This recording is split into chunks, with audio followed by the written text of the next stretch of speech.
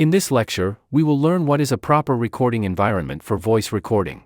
You will get better sound in a $100 microphone in a good recording space than a $2,000 microphone in a bad recording space. So what defines a good recording space? A good recording space is one that is noise-free and echo-free. It takes a fair amount of effort to understand what a noise and echo-free environment is. You may have heard you will need a quiet space for recording. But how quiet should that be, and what to do if the recording space is not that quiet? The first thing to look for is the outside background noise. It can be the noise from the street, like traffic noise or dog barking. It can be noise from other rooms, like someone talking, or sounds from the kitchen. Whatever it is, you have to record at a time when no such noise gets into your microphone. It is important to understand that the recording environment has to be judged from the microphone's perspective. The microphone has to feel it is quiet outside. It should be unable to capture outside noise. Sometimes you may hear some noise, but the microphone may not capture it. Other times you were unaware of some noise only to find out that after recording because the microphone captured it. The different microphone has a different capturing angle, so different microphone will rate an environment differently. An omnidirectional mic will consider the noise from all sides to be equal, whereas a cardioid microphone will capture more noise from one side. You have to shut all doors and windows in the room and check how much noise the mic is capturing. Even if you feel it is quiet outside, keeping the door or window open may contribute to stronger white background noise. Because you may be ignoring the refrigerator outside your room or the AC unit vibrating in the next building outside your window. If you are using a ceiling fan, it must have to be turned off. If you are using AC in your room, then it is a bit tricky. I will get back to the AC problem in a bit. So you close all the doors and windows in your room and still some noise is captured by the microphone. Then either you have to do something to turn off that noise. If that is not possible, you have to record when no such noise is there. It is non-negotiable. Not all professional voiceover artists record in a soundproof room. In fact, most voice professional records in their home studio or in a room in their home. When they get an occasional car sound passing by or an airplane flying by, they pause and start again when it is quiet. I think you have understood how important it is to record in quiet time.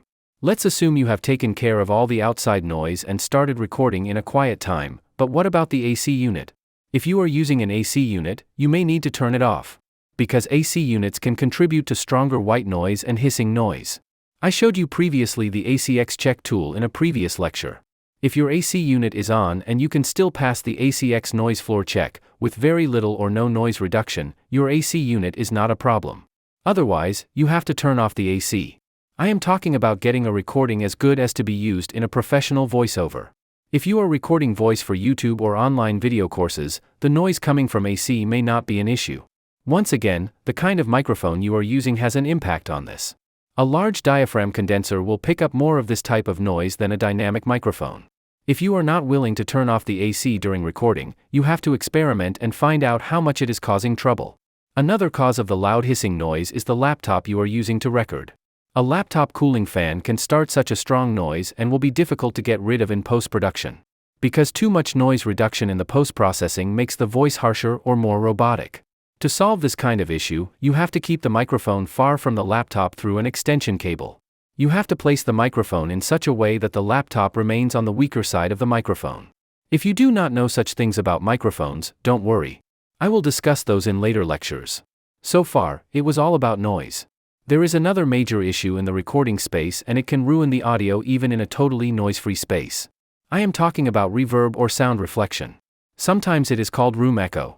You can hear it clearly when you talk in a bathroom. You may think you have captured a good recording, but when you listen to it later, it feels strange. If you increase the loudness through normalize effect, you can easily detect this sound reflection. Unlike noise, it is not visible on the waveform or distinguishable in the waveform. Professionals use acoustic treatment to prevent sound reflection. If you understand what is the cause of the sound reflection, you can prevent it without expensive acoustic treatment. When you talk, the sound particle hits the microphone.